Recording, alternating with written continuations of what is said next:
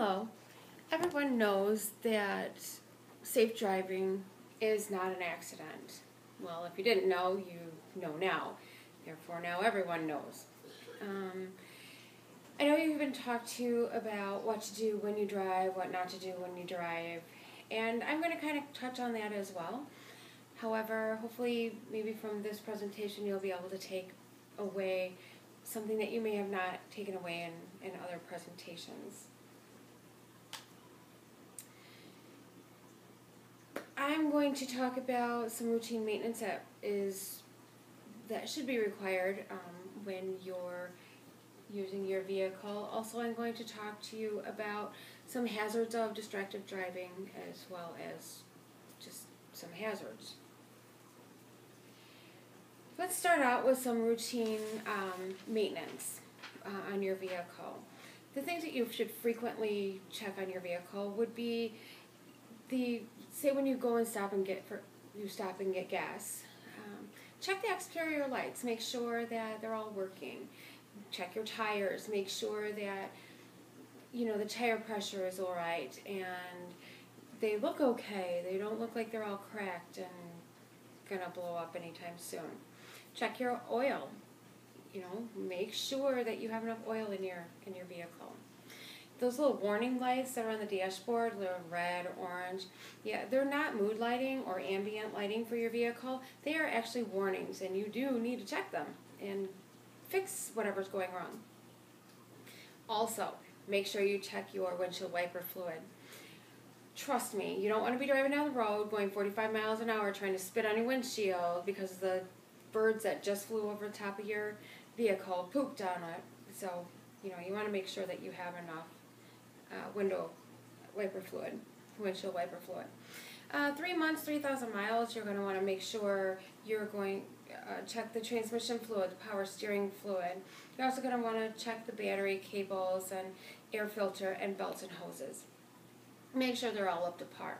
At 6 months, 6,000 miles, you're going to want to make sure, in addition to what you're going to check at 3 months and the frequent checks, you're also going to want to make sure that the chassis is lubricated properly.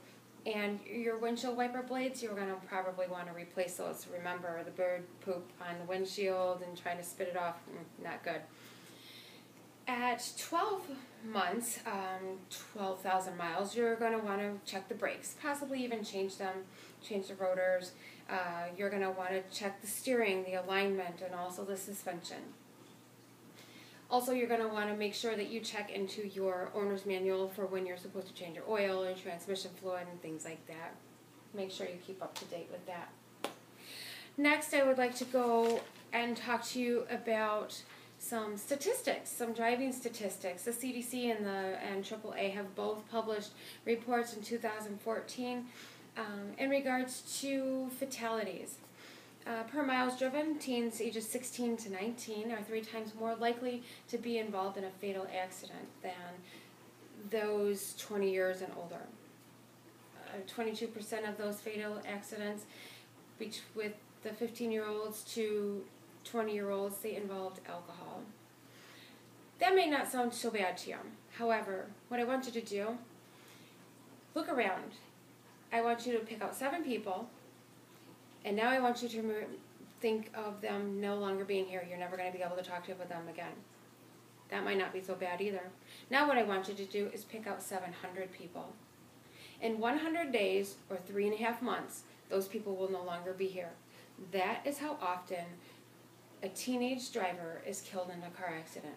It's 7 teenagers per day.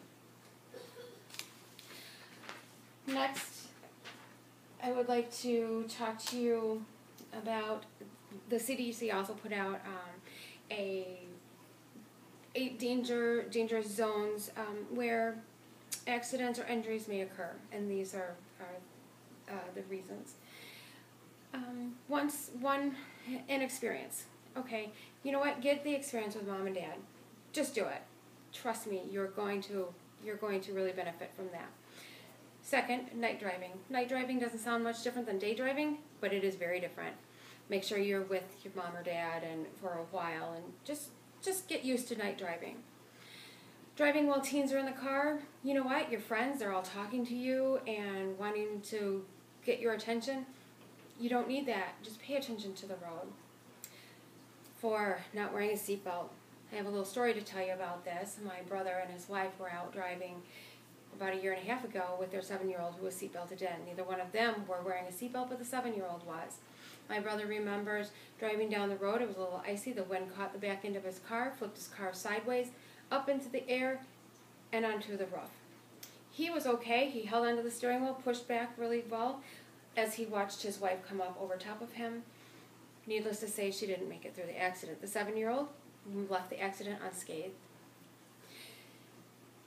Distracted driving, cell phones, shut them off. Just shut the ringer off. They can wait. You don't need to deal with that. Drowsy driving. Sleep in a car, sleep in your bed. If you're too tired, stay home. Just let someone else drive. Reckless driving, that's speeding. You know what? There's no reason why you need to speed. If you need to get somewhere on time, leave 5 minutes early, 10 minutes early. Get there in one piece, get there on time. Impaired driving. Once again, we go back to the drinking. Would you write a paper in your car? Would you watch a movie while you're driving? Nah. So why would you play with your cell phone? So let's recap real quick. Routine maintenance on the car. You know what? It's just needed. You need to maintain your car health. Second, don't drive distracted. Put that cell phone down. Turn the ringer off. Whatever you got to do, turn it back on when you get to where you're going. Wear your seatbelt. It's important. It saves more lives than takes them. And lastly, remember, safety is not an accident.